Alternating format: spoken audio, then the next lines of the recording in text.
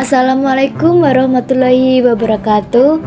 Selamat berjumpa teman-teman semua dalam pembelajaran konsep dasar bahasa dan sastra Indonesia di SD. Hari ini kita akan belajar menyusun paragraf. Bagi teman-teman yang kurang paham tentang paragraf atau ingin melengkapi pemahamannya, bisa simak dan tonton video ini sampai selesai. Kesempatan kali ini kita akan menyusun paragraf secara detail beserta contoh-contohnya. Nah, sebelum kita mempelajari beberapa hal, kita harus mengetahui terlebih dahulu apa itu paragraf. Jadi, secara garis besar, paragraf adalah gagasan yang berbentuk serangkaian kalimat yang saling berkaitan satu sama lain. Di sini saya tegaskan lagi, paragraf adalah serangkaian kalimat. Artinya, paragraf pasti disusun oleh lebih dari satu kalimat alias beberapa kalimat. Makna dari paragraf ini harus kita pahami dan harus kita praktikkan ketika kita menulis suatu paragraf di suatu karya ilmiah. Lalu, apa saja syarat paragraf yang baik? Secara garis besar, ada 3 syarat dari paragraf. Yang pertama adalah kesatuan, yang kedua adalah kepanduan, dan yang ketiga adalah kelengkapan. Yang pertama ada kesatuan. Kesatuan dibangun dengan satu pikiran yang jelas. Satuan di sini maksudnya adalah satu paragraf hanya terdiri atas satu ide pokok atau gagasan utama. Jadinya jangan lebih dari satu gagasan utama dalam satu paragraf. Yang kedua ada kepanduan. Kepanduan adanya hubungan kompak pada antar kalimat, seperti memakai kata ganti, kata penghubung, dan perincian, serta urutan pikiran. Maksud dari kepanduan adalah penyusun kalimat di dalam paragraf tersebut satu sama lain, harus berkesinambungan, harus koheren, harus mengalir, sehingga ketika pembaca membaca paragraf tersebut membaca dengan mudah mengikuti alur dari penulis paragraf tersebut. Yang ketiga ada kelengkapan. Kelengkapan terdapat beberapa kalimat penjelas yang dapat menunjang kalimat pokok. Syarat selanjutnya adalah kelengkapan. Nah, paragraf harus memiliki kelengkapan. Unsur apa saja yang harus muncul dari satu paragraf? Yang pertama adalah harus memiliki satu gagasan utama atau ide pokok, yang kemudian ide pokok tersebut dapat ditemukan di kalimat utama.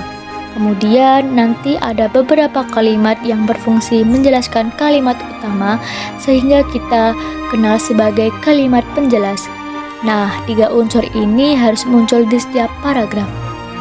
Selanjutnya terdapat ciri-ciri paragraf. Yang pertama, paragraf mengandung makna, pesan, atau pikiran dari penulis.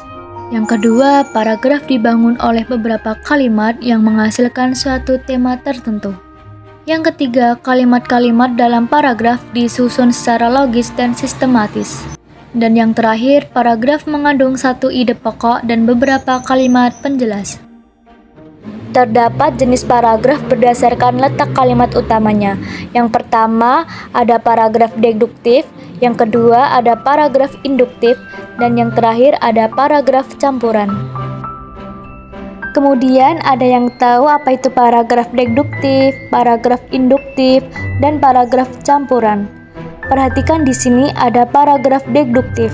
Paragraf deduktif adalah paragraf yang kalimat utamanya terletak di awal atau bagian depan paragraf. Paragraf bagian awal itu adalah bagian kalimat pertama dalam sebuah paragraf. Yang kedua, paragraf induktif. Paragraf induktif adalah paragraf yang kalimat utamanya terletak di akhir atau bagian belakang. Yang ketiga, paragraf campuran. Paragraf campuran adalah paragraf yang kalimat utamanya terletak di awal dan di akhir. Sekarang kita lanjut. Berikut ini ada sebuah contoh paragraf, yaitu balon sebenarnya adalah pesawat terbang yang paling sederhana. Balon biasanya terdiri dari kantong bulat yang terbentuk dari kertas sutra atau kain yang dilapisi karet. Di kantong itu terdapat udara panas dan hidrogen atau helium. Nah, ini salah satu contoh paragraf. Perhatikan kalimat dari kata balon. Kata balon akan menjorok ke dalam. Perhatikan teman-teman ya, inilah bentuk paragraf yang di dalamnya terdapat beberapa kalimat. Coba kita perhatikan soalnya. Paragraf di atas adalah contoh paragraf. Kalau teman-teman yang tahu, perhatikan ya, ini adalah contoh paragraf dari deduktif. Deduktif terletak di mana kalimat utamanya terletak di bagian awal. Apa kalimat utamanya? Kalimat utamanya yaitu, balon sebenarnya adalah pesawat terbang yang paling sederhana. Sudah paham kan teman-teman? Ini adalah contoh paragraf deduktif. Selanjutnya juga ada contoh paragraf yang isinya, sepanjang hari hujan turun dengan lebatnya, air sungai mulai meluap, di mana-mana terjadi banjir, bahkan banyak pohon yang roboh dan tumbang. Rupanya musim hujan sudah mulai tiba. Baik, ini salah satu contoh paragraf. Nah, kita perhatikan dengan kalimatnya.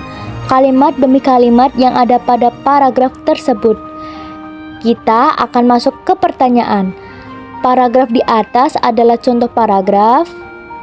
Nah, kalau teman-teman yang sudah menyimak pasti akan tahu ini adalah contoh paragraf. Ya, dan ini ternyata adalah contoh dari paragraf induktif yang kalimat utamanya terletak di akhir. Nah, kalimat utamanya itu terletak di bagian rupanya musim hujan sudah mulai tiba. Inilah salah satu kalimat utama yang terletak di bagian akhir paragraf. Dan ini adalah salah satu contoh dari paragraf induktif. Paham ya teman-teman? Baik, sekarang kita lanjut contoh berikutnya. Di sini ada sebuah contoh lagi. Perhatikan ya teman-teman. Seluruh makhluk hidup yang ada di bumi membutuhkan air. Karena sebagian besar tubuh makhluk hidup tersusun oleh air dan membutuhkannya untuk bertahan hidup. Tumbuhan membutuhkan air supaya bisa tumbuh dan berkembang. Seluruh makhluk hidup tidak bisa hidup tanpa air. Lalu kita akan masuk ke pertanyaan. Paragraf di atas adalah contoh paragraf. Ya, ternyata ini adalah contoh dari paragraf campuran.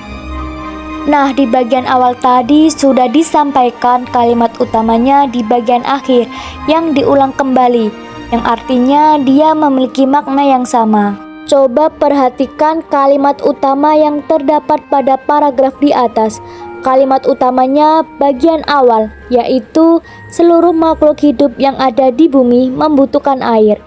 Itu di awal, kemudian kita perhatikan di kalimat akhirnya, yaitu seluruh makhluk hidup tidak bisa hidup tanpa air. Nah, kedua ini memiliki arti yang sama. Baik, sekarang kita lanjut ke jenis paragraf yang lainnya. Nah, kali ini saya akan menyampaikan jenis paragraf berdasarkan isinya. Perhatikan ya teman-teman.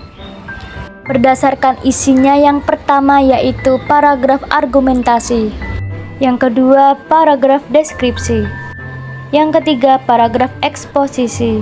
Yang keempat, paragraf narasi. Dan yang terakhir, paragraf persuasi. Yang pertama ada paragraf argumentasi, yang artinya paragraf yang di dalamnya terdapat alasan, penjelas, kritik, dan pembuktian yang disertai dengan fakta aktual, valid, dan nyata dengan alasan-alasan yang objektif serta logis sehingga dapat mempengaruhi pembaca. Nah teman-teman, coba perhatikan terdapat contoh dari paragraf argumentasi, yaitu hujan tak turun selama 6 bulan mengakibatkan tanah dan sumber air menjadi kering. Menurut BMKG, tahun ini hujan diprediksi turun pada bulan depan. Jika hal itu terjadi, bisa dipastikan bahwa kemarau tahun ini bukanlah kemarau yang biasa, dikarenakan terjadi selama 7 bulan.